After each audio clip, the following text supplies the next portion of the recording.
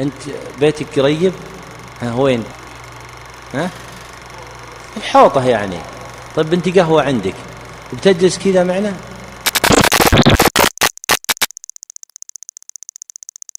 وإن أخذ بعضه وترك بعضه صارت إليه سنن الجاهلية. كم دليل ذكرنا يا الأخ هذا اللي ظهره يمنع؟ يقول كم دليل؟ أقبل بوجهك علي، أقبل بوجهك. كم دليل؟ بيحسبها لا يحسبها. أنت بيتك قريب؟ وين؟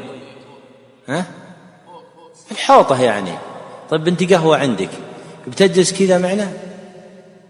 ترجع ظهرك بتجعل كذا؟ ما تجعل كذا، خلاص الدرس بعد نفس الشيء. أعظم من القهوة ترى في مجلسي ومجلسك، هذا بيت الله عز وجل، وحنا نقرأ آيات وحديث ما عندنا غيرها، هذه أولى بالتعظيم. لو أن في مجلس الملك ولا الأمير ما يجلس الواحد. حتى بعض الأخوان اليوم قلت الواحد أمامي لا تمد رجليك، وبعض الأخوان في نفس الجلسة لا زالوا يمدون رجلينهم الماضية، وفي نفس الجلسة هذه يمدون رجلينهم. هذا ما يكون يا أخوان. نحن في مجالسنا ما نجلس كذا. كيف إذا كان هذا المجلس في بيت الله عز وجل؟ كيف إذا كان هذا المجلس ما فيه إلا علم؟ ما عندنا فلوس نوزعها أبدا. أنت خاف الله عز وجل وراقبه. مجالس الدنيا تعظم، والمجالس اللي تقربك للآخرة ما تعظم. كيف تبي العلم؟ ما يجيك العلم إلا إذا عظمت شرع الله عز وجل. استفادتك على قدر إجلالك. ومن يعظم شعائر الله فإنها من تقوى القلوب. يزيدك الله رفعه. ترى العلم الذي نحصله مو بالمسائل، العلم الذي نحصله الأثر الذي يوجد في قلوبنا. لذلك بعض كبار السن يجلسون يطلعون بدون مسائل، لكن يطلعون بإيمان ويقين، مؤمن ويقين عنده وإقبال على الله عز وجل، ويحمل على الازدياد من العمل الصالح. ونحن نخرج يعني الشباب نخرج معنا مسائل، لكن هذه المعاني ما هي في نفوسنا. تجد حفظ كم مسألة وسمع كم مسألة وقيدها، لكن أن يوجد أثرها في النفس ضعيف. ليش؟ لأن هم إقبالهم على المجلس غير إقبالنا. هو يقبل على المجلس يتعبد الله عز وجل بجلوسه. الحين كم نجلس؟ ساعتين الآن، وساعة ونصف بعدين، كم ساعة؟ يعني إن قبل الله منك ثقل موازينك. وإن بقيت هذه المدة وأنت ما تشهد أن هذه عبادة تتقرب بها إلى الله عز وجل، ضاع عليك 5 ساعات بدون قربة إلى الله سبحانه وتعالى. العلم يا إخوان والدين دين الله عز وجل.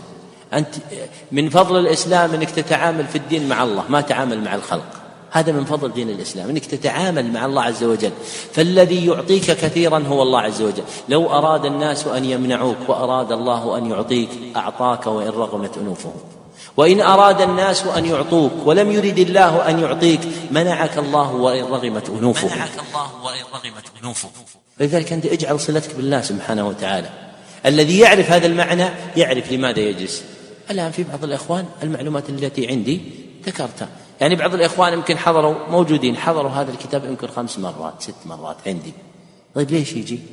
إن شاء الله نرجو له أن يشهد أن هذا قربة إلى الله عز وجل، يسمع الآيات والأحاديث مرة ومرتين و3 و4، أزيد في أجره وأحفظ لوقته وأقرب لربه، فهو يبتغي بذلك القربة عند الله سبحانه وتعالى.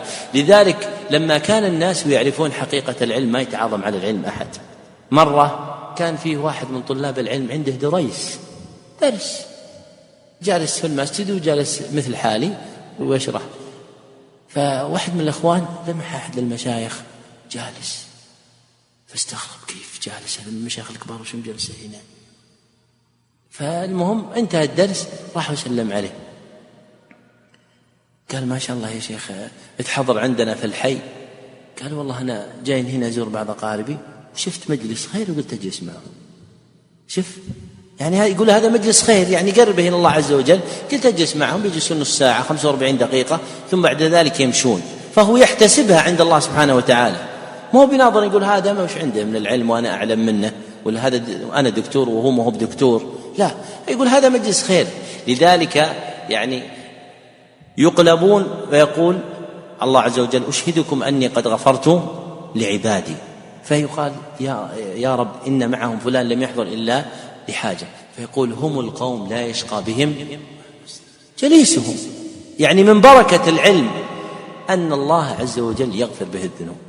لذلك يا أخوان العلم مو بالأنساب ولا بالأحساب ولا بالأموال ولا بالجاه، العلم هو منة من الله يؤتيه الله من يشاء. كيف يؤتيه؟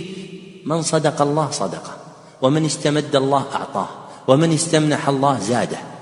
لذلك الذي صاحب العلم ويجعل مع الله صلة يفتح له الله عز وجل أشياء عظيمة ما يقدرها الخلق. يقول لي الشيخ عبد الله بن عقيل رحمه الله: كنا نجتهد إذا حضرنا درس الشيخ بن سعدي نحضر من الكتب. يقول: فإذا جلسنا عنده سمعنا منه شيئا ما نجد في الكتب. يقول: فقلت له يوما: هذا الذي تقوله من أي كتاب تأتي به؟ فقال: يا ولدي، كثير مما تسمع مني يفتح الله عز وجل به علي في الدرس. لتسمع مني أنت وتقول وش هذا العلم، وأي كتاب هذا أنت تحضر منه؟ قال: هذا كثير ما تسمع مني يفتح الله عز وجل مني علي بالدرس.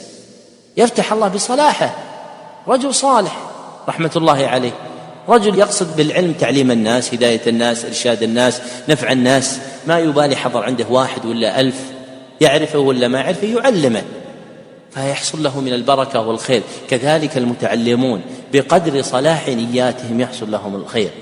ذكر بعض أهل العلم من المرابطين للتعليم في شنقيط أنه مرة تفكر في حال تلاميذه، أنه كان يأتيه من قبل من التلاميذ يقيم عنده 5 سنوات فيذهب عالم، فصاروا يقيمون عنده مدة ولا ينبغون في العلم، فتفكر في هذا مدة وظن أن هذا بذنب أصابه. شوف فكر إيش، يقول: ليش الناس ما عاد يستفيدون مني؟ بذنب أصبته، صار الناس ما يستفيدون مني، يحضرون عندي صح بس ما يكون له أثر فيهم.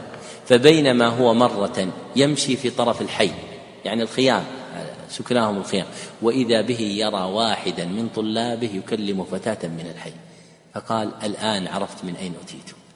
يقول: إنكم ما كنتوا على أخلاق الأولين من التحفظ والصيانة وملازمة أحكام الشرع، فكانوا ينبلون في العلم، وعرفت أني ليس التقصير مني وإنما تقصير منكم. أنت انظر إليه هو، خاف أن يكون السبب هو من تقصيره هو.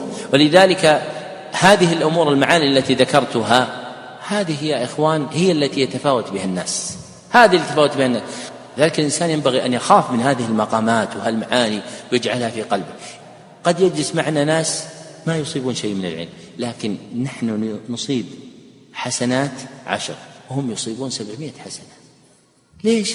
حسن قصدهم وكمال عبادتهم، أنه إنسان قاصد يريد الخير ويستفيد ويسمع هذا الحديث، وإذا سمع الحديث عظم الحديث، إذا سمع الآية سمع الآية. يعني أنا أدركت درس شيخنا الشيخ بن عياف أمد الله في عمره من أبناء 90 الحين أدركته ويحضره شابان و7 شياب. تطلع أنت من الدرس وإيمانك عظيم. ليش؟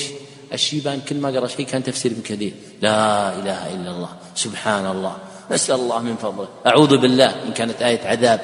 ستجد أن هؤلاء يزيدونك إيمان وعلم وبصيرة وقرب بالله سبحانه وتعالى، وهم ما ذكروا شيء لكنهم صادقين مع الله عز وجل. كل مغرب وهم موجودين، كل مغرب وهم موجودين، ما صاروا علماء وما أكثرهم ما بقي إلا واحد منهم. ليش؟ هؤلاء صادقين، يقولون هذا مجلس ذكر يقربنا الله عز وجل، ونرجع نجلس في المسجد ونحتسب الاعتكاف في المسجد، فالله عز وجل يجري لهم من النور والإيمان والبصيرة والخير، يعني ما يكون له أثر على الدرس. حتى إن الشيخ تأثر بوفاتهم، وأن فقد هؤلاء الناس اللي بالفعل هم مستفيدين، ما هو فقط اللي يكتب عندي مسائل ويحفظها هذا مستفيد. المستفيد الأعظم اللي يجد أثر هذا العلم اللي يسمعه في أذنه، فهذا يجد أثر العلم في نفسه يحصل له خير. هذا قد يقول يا ربي اغفر لفلان، اللي سمع منه ذاك الخير يغفر الله به، يجلس يدرس 60 سنة يغفر الله له بدعاء هذا الرجل. اللي يحتسب هالمعاني يا إخوان يعرف قدر العلم. عبد الرحمن بن مهدي قيل له: إلى متى تكتب الحديث؟ قال: لعل الحديث الذي أدخل به الجنة ما كتبته له. يقول الحديث اللي أدخل به الجنة يعني ما كتبته إلى الآن.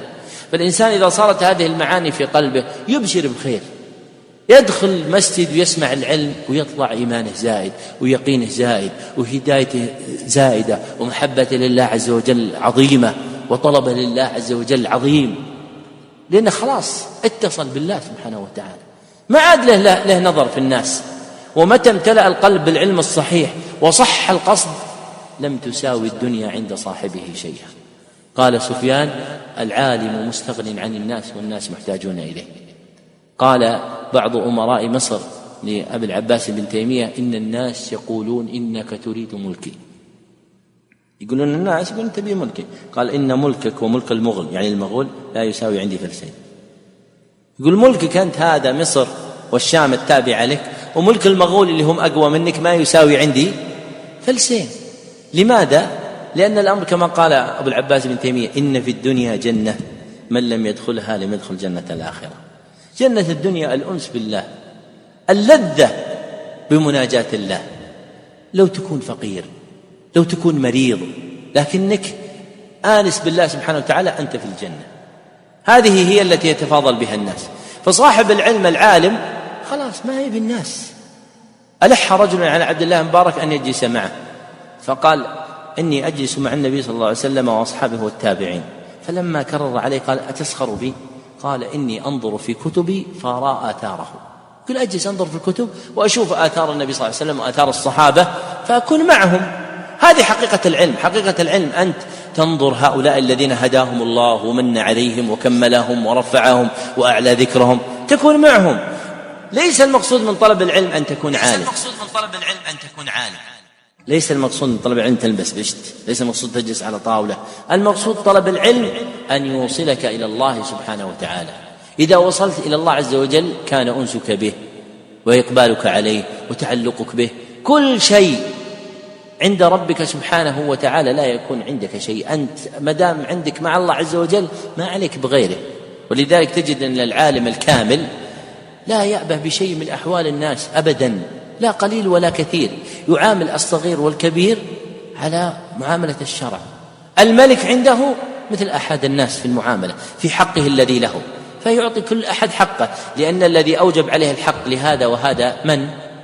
الله سبحانه وتعالى. فهو يراقب الله عز وجل، الحق الذي له يعطيه إياه، ما عليه حتى وإن منعه ذلك حقه، فهو يطيع الله عز وجل. فمن عصى الله عز وجل فيه لا يقابله بأنه يعصي الله عز وجل، بل يطيع الله عز وجل بأن يمتثل أمر الله عز وجل. فمن امتثال أمر الله عز وجل المقرب إليه حضور مجالس العلم بالتعظيم والإجلال. احضر مجالس العلم وأنت معظم لها، أعظم من مجالس الملوك. يا إخوان، ورثة الأنبياء هم العلماء. هذه مجالس النبوة كما قال سهل التستري، هذه مجالس النبوة، فهي أعظم من أي مجلس على وجه البسيطة. لا مجلس ملك، لا مجلس أمير، لا مجلس وزير، لا مجلس غني. وأنت ترى الله عز وجل راحمك. واجعل لقلبك مقلتين كلاهما من خشية الرحمن باكيتان. لو شاء ربك كنت أيضا مثلهم، فالقلب بين أصابع الرحمن. وش الفرق بينك وبين اللي قاعد هالحين يأكل مخدرات؟ وش الفرق؟ الله عز وجل خصك، خلاك تجي للمسجد وتسمع علم.